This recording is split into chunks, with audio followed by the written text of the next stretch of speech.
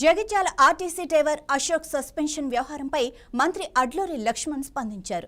Ashok suspension గురించి తనకు పూర్తి సమాచారం లేదని మంత్రి తెలిపారు.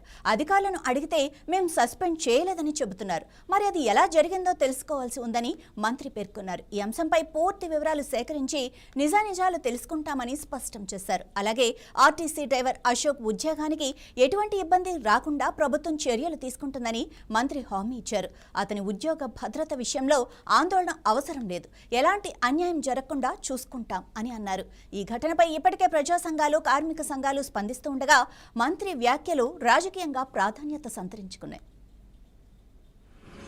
తమ్ముడు డ్రైవర్ సంబంధించిన విషయంలో నిన్న జగిత్యాల జరుగుతున్నటువంటి పెట్రోల్ డీజిల్ పై మరియు కేంద్ర ప్రభుత్వం వరి ధాన్య కొనుగోలు సకాలం చేయాలనే అంశంలో జరుగుతున్న నిరసన కార్యక్రమాన్ని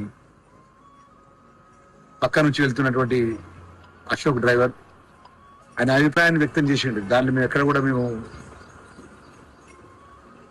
ఆయన వ్యక్తిగతమైన అభిప్రాయాన్ని ఏదైతే వరి ధాన్యాన్ని మొక్కజొన్నను కొనుగోలు చేయాలనే అభిప్రాయం చెప్పడం జరిగింది.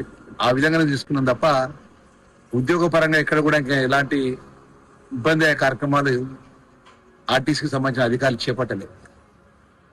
మరి అనుకోకుండా వాట్సాప్ లో ఏం మెసేజ్ వచ్చిందో, అది ఏం జరిగిందో మాకు తెలియదు. మేము దానికి సంబంధించిన డిఎం గారితో, ఆర్ఎం గారితో మాట్లాడినాం. అశోక్ డ్రైవర్ మేము ఎలాంటి చర్యల పరంగా ఇన్వాల్వ్ చేయలేదు సార్, అది తప్పు అది అని చెప్పడం జరిగింది. ఏదేమైనా కూడా అశోక్ సంబంధించినటువంటి ఉద్యోగ పరంగా ఎలాంటి ఇబ్బంది జరగదు. అశోక్ ఆ తమ్ముడు ఆయన సొంత నిర్ణయాన్ని చెప్పిండు, ఆ నిర్ణయాన్ని మేము స్వాగతిస్తున్నాం.